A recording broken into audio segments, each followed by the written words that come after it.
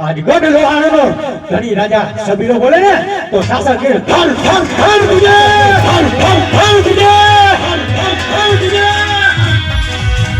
कया नगर नो उराज बिरे नगर नो उराज बिरे यदि कया नगर नो उराज बिरे नो उराज बिरे यदि लोहान गढ़ नो उराज बिरे नो उराज बिरे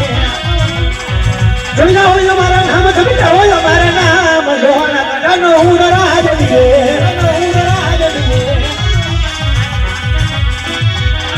यदि भटाना वैना निसे पासु नीरे लागे निसे पासु नीरे लागे यदि भटाना वैना निसे पासु नीरे लागे निसे पासु नीरे लागे ये सुंदर है जगह के बाहर सुना मारा रे बाबा भटाना वैना निसे पासु नीरे लागे निसे पासु नीरे लागे यदि राजा ना बोला वे पठनियावती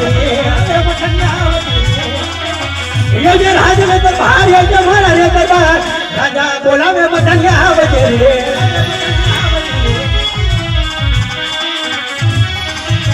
यदि राजा ना बोला वे पठनिया रे ये राज में दरबार ये राजा ना बोला वे पठनिया रे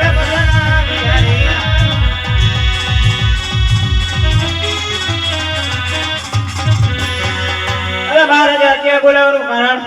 अरे आओ बताइए आओ आज सब बताओ મને જણાવો કે મારી લોહણગઢની પ્રજા આજે સુખી છે કે પછી દુખી છે સુખી જ હોય ને બાપુ અરે સમાજ બધાની સમાજ આજે વર્ષને માટે કેમાં જ ચાલવું જોઈએ કેમાં જ ચાલશે અરે બધાજી આજે મારી જગ્યા સિવાય કોઈ રાજમાં પ્રવેશ ન થવો ચાપલો ઈડો ફરકે બાપુ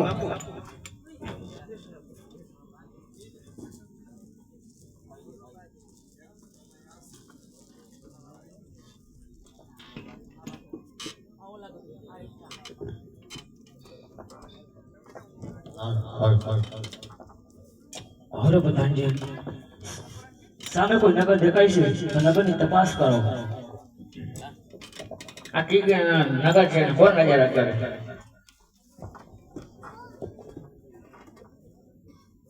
આ કી નગર ના કોણ રાજા કરે બાપુ પૂછતા બોલો અરે બાપુ ના ઘરે ખમા બાપુ અરે બોલો પ્રધાનજી અરે બોલો પ્રધાનજી કોણ રાજા રાજ કરે છે અરે પ્રધાનજી આજ તમે કેટલા વર્ષથી નોકરી કરો છો આજે તમને એ પણ ખબર નથી કે કયો રાજા છે એ કયું નગર છે આજે લોહણગઢ નગરી છે અને સબીલા રાજા રાજ કરે છે લોહણગઢ નગરી છે સબીલા રાજા રાજ કરે છે સોનપર યુવને કહી દો તેમનો મિત્રો બૃહસ્પતિવાળી રજા માંગે છે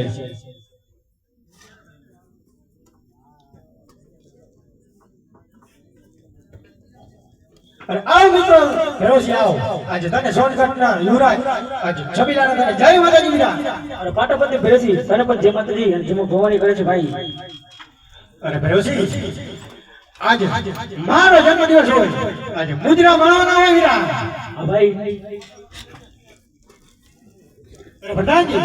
આજે રાજમાંથી કાનેવાલીને બોલાવો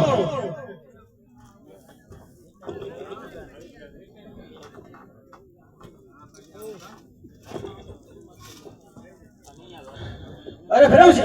આજે જ્યારે તમે તું અને તારો પ્રધાન મારા રાજમાં આવતા હતા ત્યારે શું વાત કરી રહ્યા હતા અરે ભાઈ બેરસી મને મારા વતન આવતા હતા મારી બેન કોસુલબી 18 વર્ષના ઉંમરે થઈ હશે એની માટે હું સાલે મુહૂર્ત ગોતું છું મારા ભાઈ અરે સમાસ ફેરવજી સમાસ આ જેમ તારી બેન સુખી ઉંમર લાયક થઈ ગઈ છે ને એમ જ મારો ભત્રીજો પણ ઉંમર લાયક થઈ ગયો છે માટે એનો હાથ એના હાથમાં આપીશ કે કેમ મને ખબર સબીના ખબર